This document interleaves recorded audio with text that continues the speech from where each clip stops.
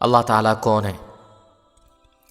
یاد رکھیں، اللہ تعالیٰ وہ ذات عالی ہے جس کا کوئی ثانی نہیں ہے، جس کا کوئی ہمسر نہیں ہے، جس کا کوئی شریک نہیں ہے۔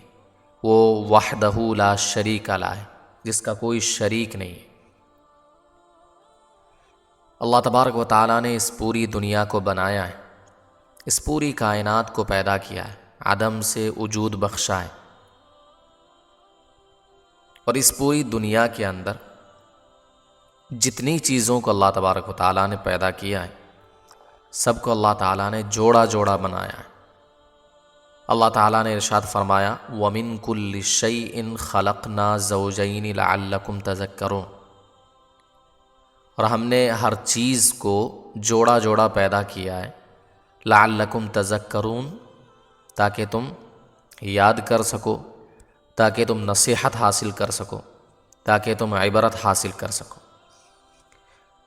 اللہ کے علاوہ اس پوری دنیا میں جتنی ساری چیزیں ہیں، چاہے وہ حیوانات کے قبیل سے ہو، یا نباتات کے قبیل سے ہو، یا جمادات کے قبیل سے ہو، کسی بھی اعتبار سے ہو، اللہ تعالیٰ نے جس کو بھی اس دنیا میں بنایا ہے، ہر چیز کو اللہ تعالیٰ نے جوڑا جوڑا پیدا کیا ہے۔ نہیں آ رہی بات سمجھ میں؟ ہر چیز کو اللہ نے جوڑا جوڑا پیدا کیا، چاہے وہ متحرک ہو، چاہے اس کے اندر حرکت کرنے کی صلاحیت ہو یا نہ ہو، چاہے وہ ساکن ہو، یعنی ایسی چیز جس کے اندر حرکت کرنے کی صلاحیت نہیں ہے، ہر چیز کو اللہ تعالیٰ نے جوڑا جوڑا بنایا۔ مگر اللہ وہ ذات ہے جو خود تنہا ہے، ایسی ذات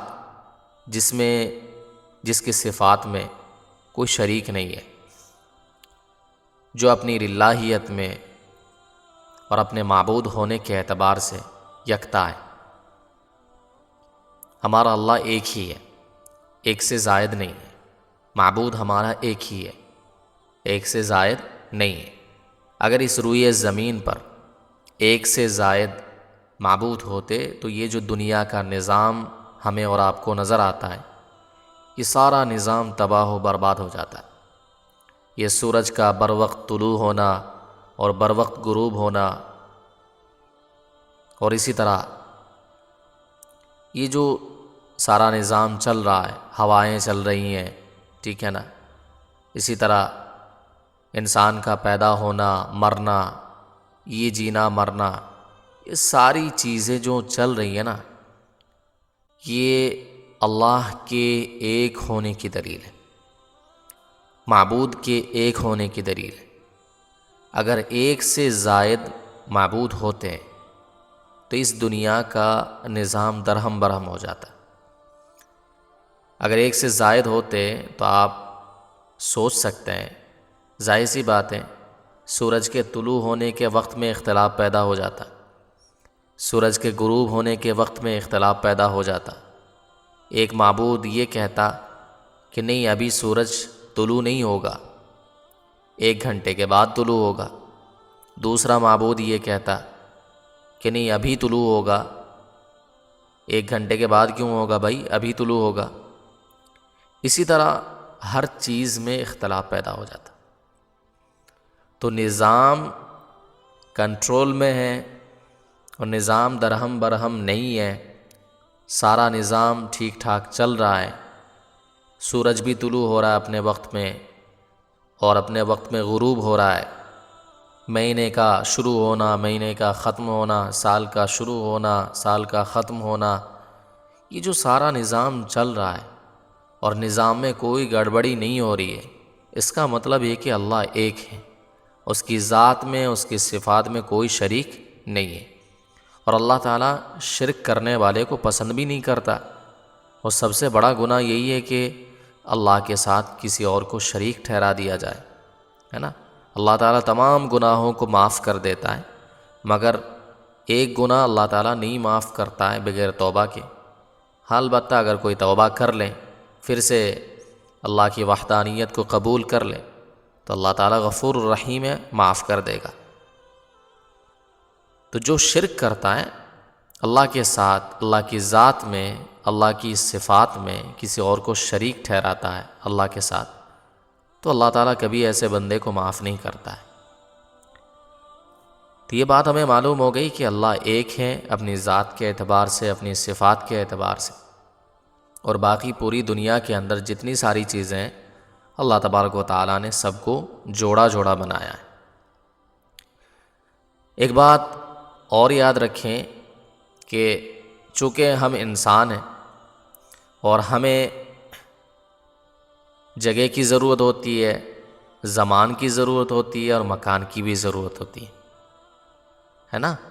کوئی بھی شے، یا آپ انسان کی مثال لے لیں، ہم جیسے انسان کی مثال لے لیں، اگر ہم اس دنیا میں ہیں تو اس کا مطلب کسی ٹائم کے ساتھ باؤنڈ ہے، کسی زمانے کے ساتھ متصف ہے، چاہے وہ زمانہ ماضی ہو، زمانہ حال ہو یا پھر زمانہ مستقبل ہو، کسی نہ کسی زمانے کے ساتھ انسان متصف ہوتا ہے۔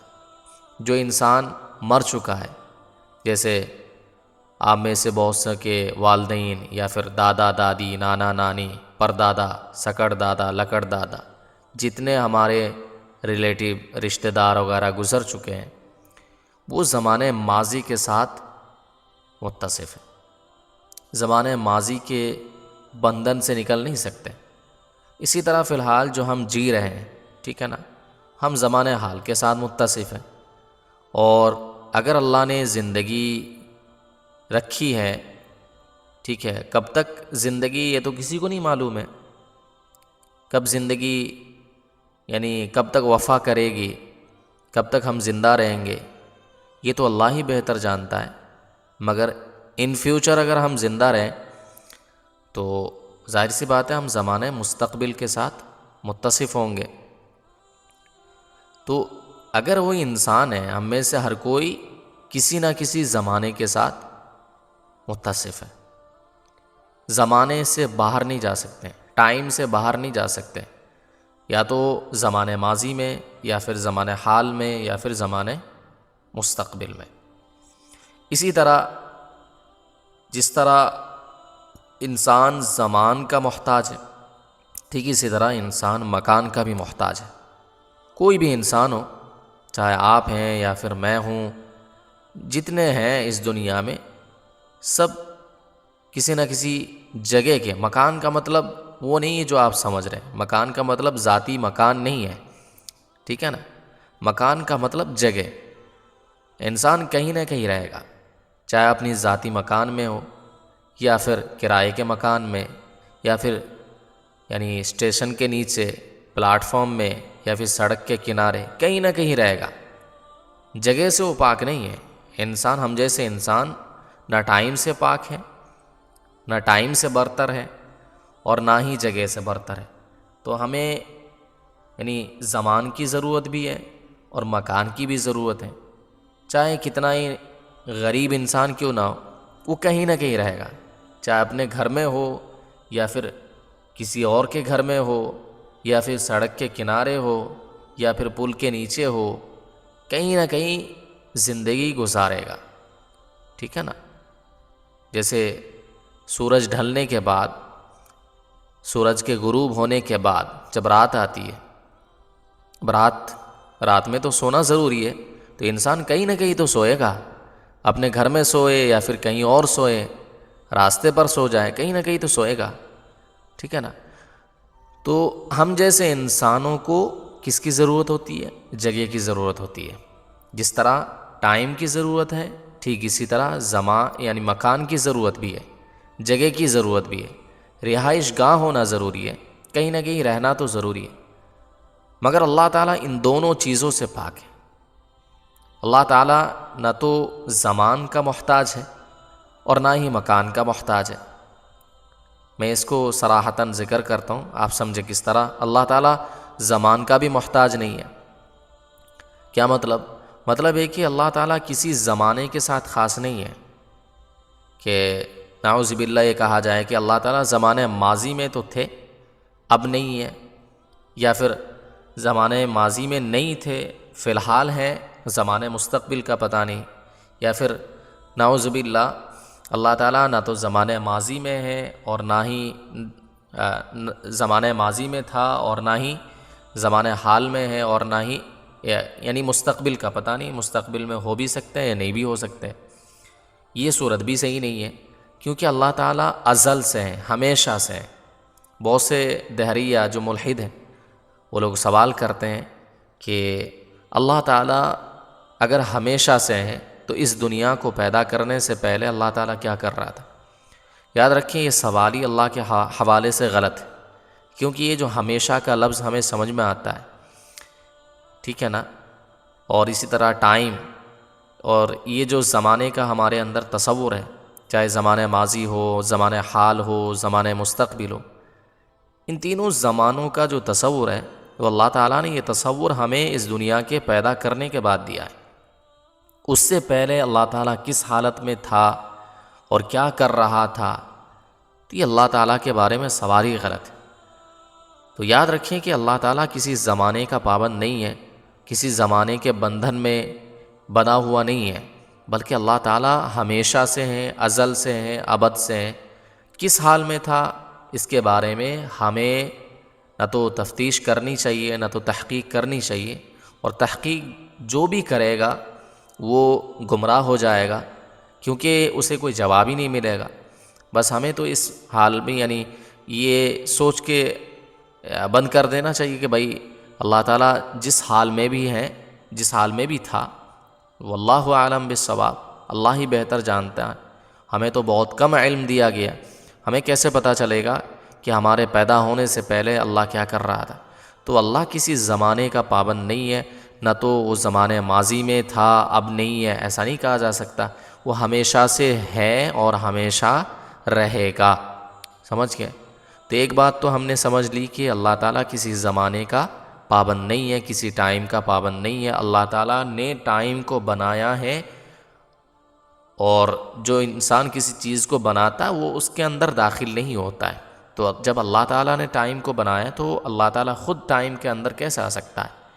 تو یہی کہا جائے گا کہ اللہ تعالیٰ کسی ٹائم کے اندر داخل نہیں ہے، کسی زمانے کا پابند نہیں ہے۔ ٹھیک اسی طرح اللہ تعالیٰ کسی مکان کا بھی محتاج نہیں ہے۔ جس طرح ہم انسان مکان کا محتاج ہے، تو اللہ تعالیٰ کسی مکان کا بھی محتاج نہیں ہے۔ اللہ تعالیٰ کہیں بھی ہو سکتا ہے، اللہ تعالیٰ ہر جگہ ہو سکتا ہے، ٹھیک ہے نا؟ تو اللہ تعالیٰ ہر جگہ موجود ہو سکتا ہے۔ تو یہ بات ہم نے سمجھ لی کہ اللہ تعالیٰ نہ زمان کا محتاج ہے اور نہ ہی مکان کا محتاج ہے۔ پھر ایک بات یاد رکھیے، اس دنیا میں اللہ تعالیٰ نے جس کو بھی پیدا کیا ہے اس کی ابتدا بھی ہے اور اس کی انتہا بھی ہے، ٹھیک ہے نا؟